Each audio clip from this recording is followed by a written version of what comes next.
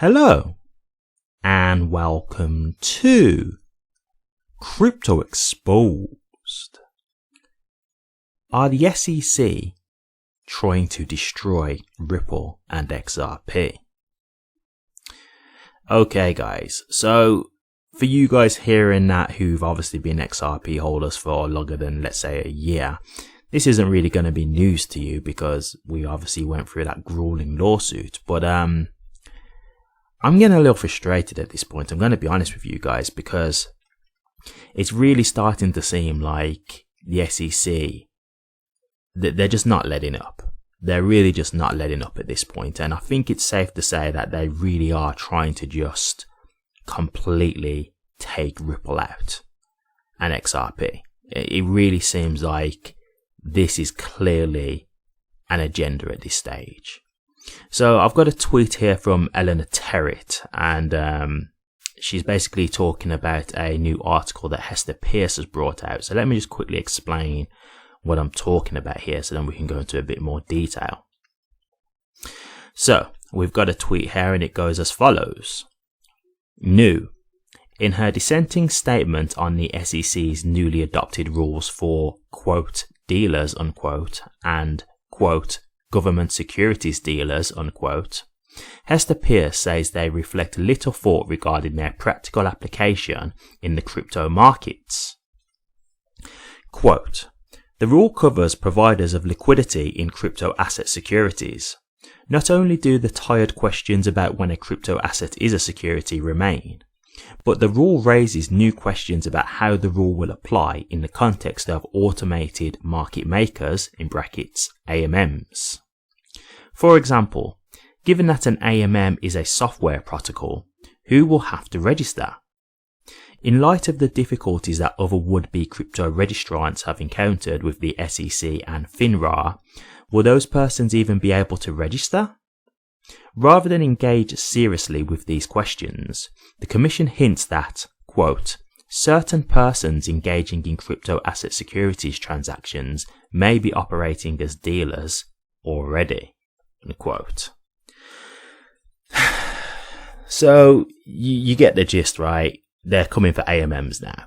And what's currently in the process of trying to get put through for XRP that we think could be a great thing for liquidity? AMMs. Now, it's recently got pulled back because they pulled the vote, so there's a bit more work to do due to a bug in the code, but that's irrelevant because I don't have any concern that it won't get approved at some point. I just think they want it to work smoothly, which I understand to a certain degree, because there were some arguments back and forth as to whether the rejection was really necessary, because apparently the bug wasn't really, it wasn't a substantial bug, so it wasn't nothing that was really going to harm the ledger. But you've got some developers who basically, you know, they really care about the ledger's condition and how they prioritize things and stuff like that, and they just want it to be right. They don't want it to be a thing where they're putting it out where there's a known bug that they could just get fixed before it gets approved. So I can kind of see both sides of the argument there. Really, it could have been left in because it wasn't anything significant, so it wouldn't have harmed the ledger in any real dangerous way. But on the other end, these developers wanted to make sure that everything was smooth and straightforward when they go through. Why even have the bug there in the first place if they can get rid of it first and then get it approved and put the AMM out once that is done and fixed? I can see both sides. But nonetheless, we get to this situation now where all of a sudden the SEC are now aiming for AMMs. And look, I'm starting to think about this because I saw a tweet a long time ago, and it was someone, I can't remember if they really had like huge credibility to them or if there was like a journalist, I really can't remember, but the post was really interesting, and it was just basically saying how with the SEC going against Ripple the way they are, it was one of those things where they was basically saying like maybe Ripple's plan was just too big. You know, like having all the banks wanting to now use XRP, you know, basically reinventing the banking system, putting a lot of the legacy financial systems out of pocket because of this new technology. Maybe it's just one of those things where the aim was just too high and you're going against the government and a legacy financial system. And it's one of those things where I'm starting to wonder now, like, they just really don't seem to want to let Ripple just get any kind of victory. And I do think this is partially because of the fact that they won, and let's be honest, like, they've definitely rubbed it in the SEC's face since. So it's quite clear that the SEC, specifically Gary Gensler, very ego hurt right now. Yeah, like, very upset about the way that this has panned out. Although they got the partial victory, they really didn't get the victory where it actually mattered. And that's what the problem is. The XRP itself is not a security. And so I do look at this and, okay, I'm going to say this, right? Do I think that this is going to stop XRP's adoption overall? No, I don't. I still think at the end of the day, XRP can do other things other than just payments regardless. Like, for example, tokenization. That's a huge market. And if they can get themselves into tokenization, I think that would be massive for them anyway. There's not just that, there's other things as well.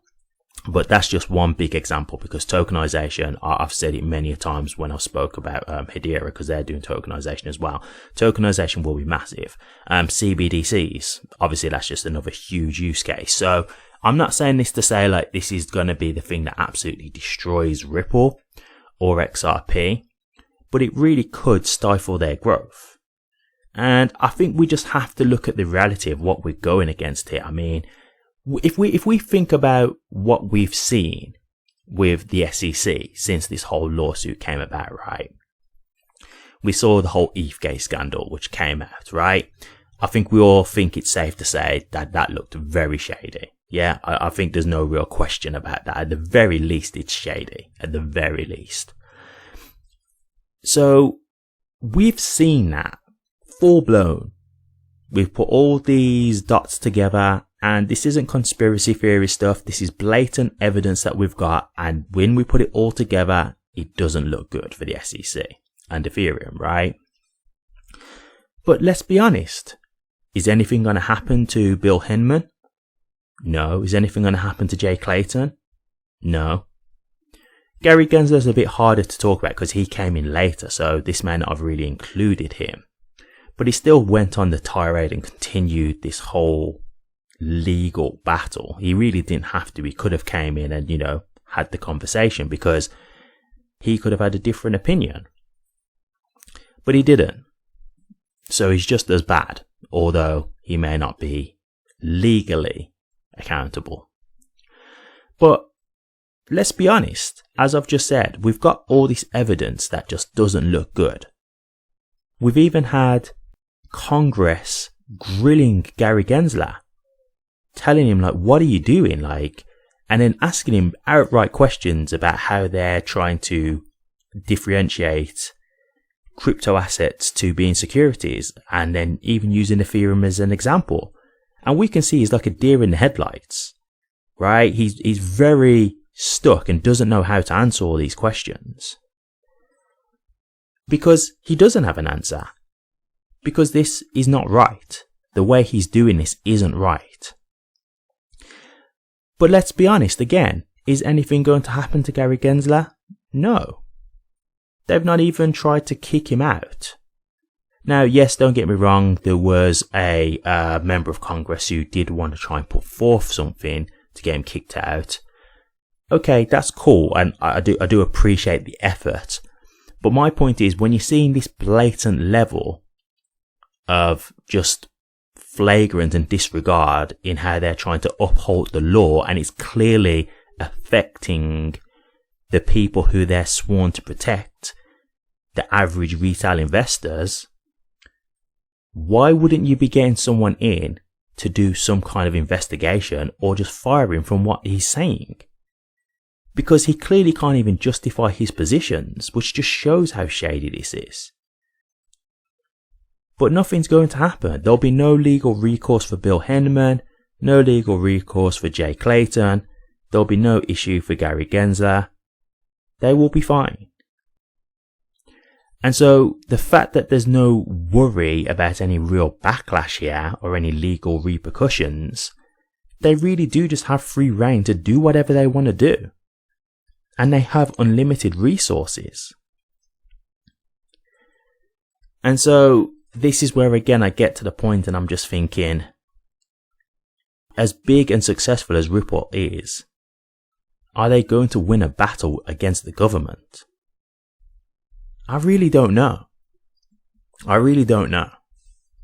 Because it just seems whenever Ripple are trying to make a new step forward now, the SEC look like they're just going to try and shoot them back down.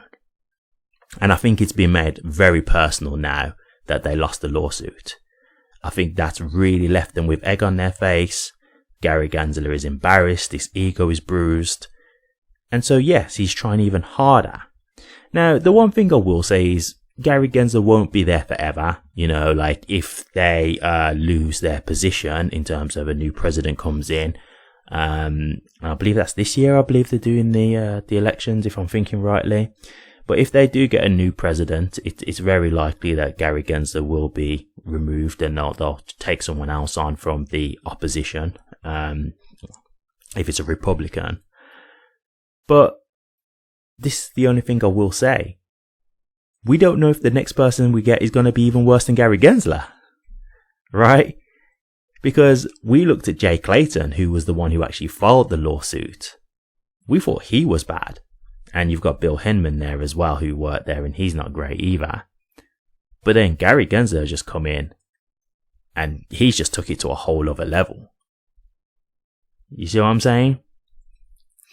And so when I'm starting to just think about this on the whole, it's not to say that I think XRP is going to fail now, but I'm just starting to wonder if the SEC are just going to stifle XRP's growth to a certain extent, because we've already seen it, right? Like if we look at what happened in 2021, XRP did not get to have its run. The only top 10 crypto that didn't have a chance to get its run in the bull market. And so we've already seen how we've been affected by this. And it's just frustrating when I see this, because as an XRP holder, we've already been through so much, man. We really have. And I just want us to have the chance to make our money. And let me just make this clear. I'm not saying that I don't think we'll make money from XRP. Again, I'm not saying that this means that XRP is going to fail even if the SEC are successful in doing this. But I do think it could stifle their potential. I do think it could stifle how high XRP could go. Like, I do think it's very possible that part of the reason why XRP hasn't done as well is because of the SEC. And I know that might sound like an obvious statement, but I mean, the fact that even after the lawsuit, we've seen David Schwartz actually say that they've struggled to gain the traction that they wanted from payments. Now, let's just be realistic here. I've always been open and said I don't think every bank will want to use XRP. That's fine. But I would think that they've had a lot more success considering their vision and their optimism. And when we just weigh out the pros and cons of using the crypto, there is a lot more benefits than negatives, right? So to me, it just doesn't really make sense as to why there hasn't been more companies and banks embracing Ripple and XRP. It's strange. And since they've won the lawsuit, I know like it's not going to happen overnight, but I would have thought that would have opened the door just a bit more. But okay, let's say that the lawsuit isn't over. That's a very valid point, especially from institutional sales. So okay, we'll give that time. But I just don't know if the fact that people can see the way the SEC are being with Ripple and XRP, is this just a thing where they're just like, it's just not worth the hassle? It's just not worth the potential trouble. Do you see what I mean? Because I think about it like this. If we think about all the big cryptos out there right now, I think about the cryptos that the SEC have gone after so far. I don't really know any that are really as big as Ripple and XRP. Like the cryptos that they went after, like Library, I'll be honest with you, I'd never heard of them. These was like really much smaller companies. But Ripple and XRP is the only big cryptocurrency that they've gone after. And it makes me wonder why. Simple question. Why? And it's not that I want to see them go after other cryptocurrencies. It's just, why is it just attacking this one crypto? Why just this one?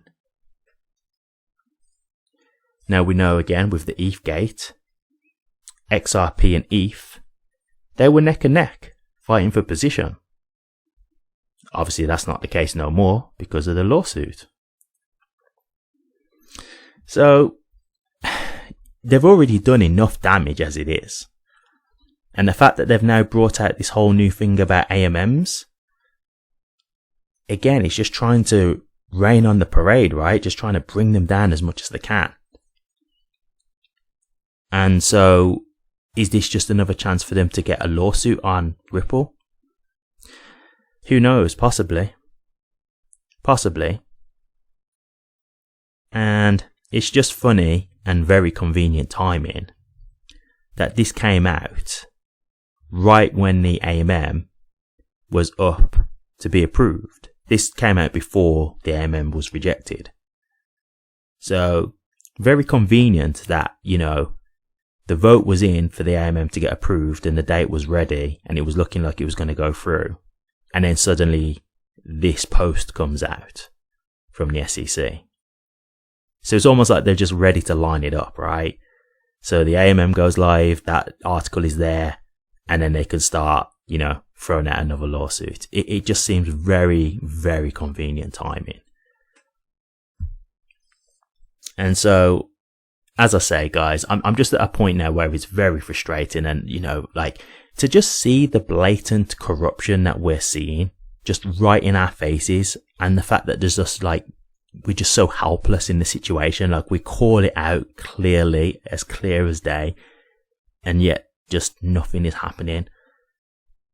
It's so frustrating. It really is. Because I really don't think there's going to be any issues from the SEC. I don't think they're going to be in any kind of problem from what they've done. And so who are the people who suffer? Well, me and you. Yeah?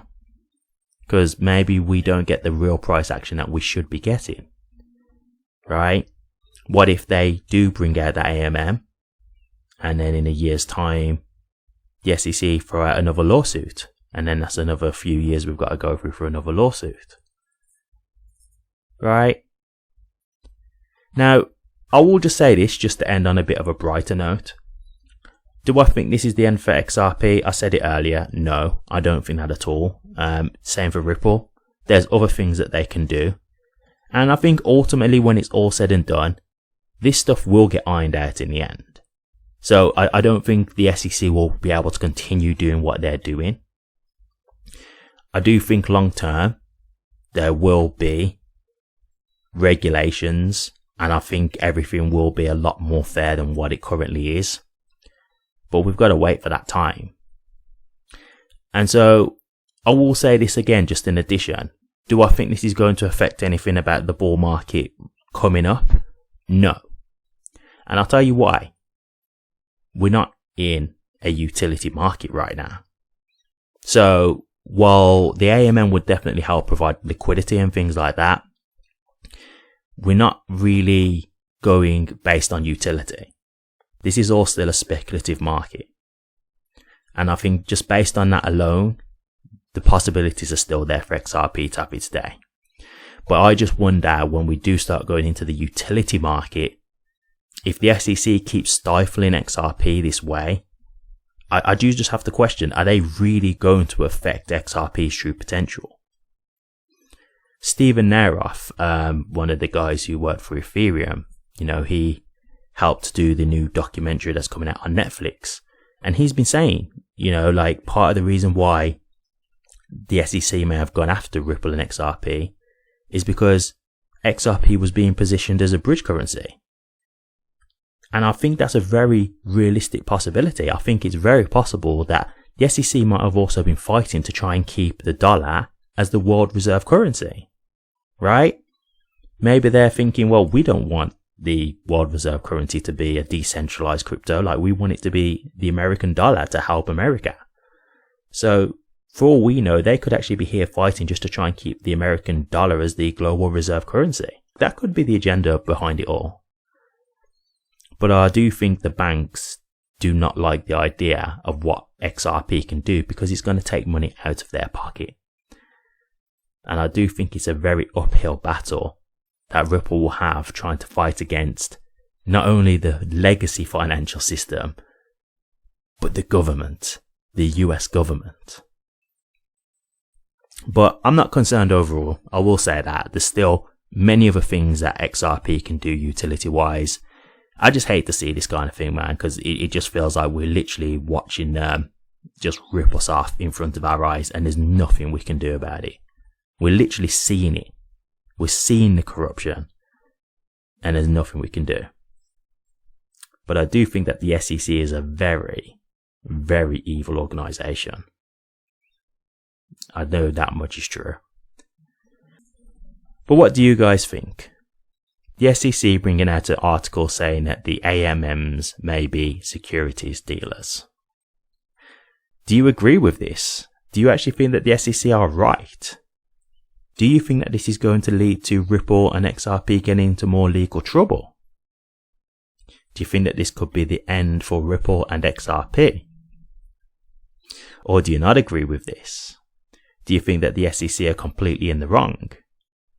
Do you think that if the SEC was to go through another lawsuit that they would just lose again? And do you think that XRP will be fine overall? Let me know your thoughts, guys. I'll be interested to hear. Thank you very much for watching this. If you did like it, please remember to drop a comment, like, and subscribe. But until next time, take care.